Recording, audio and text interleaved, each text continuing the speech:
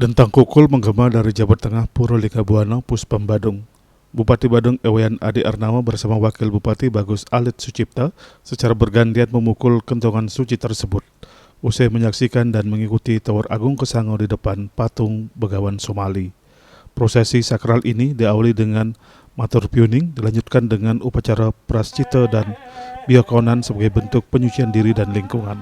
Setelah itu satu persatu pimpinan daerah menaiki tangga besi menuju Balai Kulkul untuk melaksanakan prosesi napak kukul.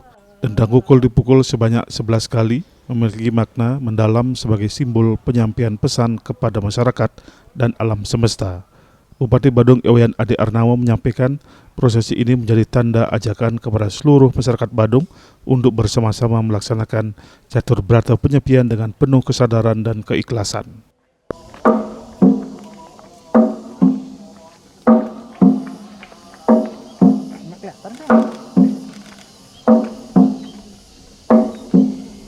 Lebih lanjut, Bupati berharap seluruh masyarakat Badung, alam semesta dan wilayah Kabupaten Badung senantiasa diberikan kesehatan dan keselamatan. Momentum ini juga diharapkan mampu menjaga keharmonisan alam sehingga keseimbangan antara manusia dan lingkungan tetap terjaga. Indrawan, Bali TV.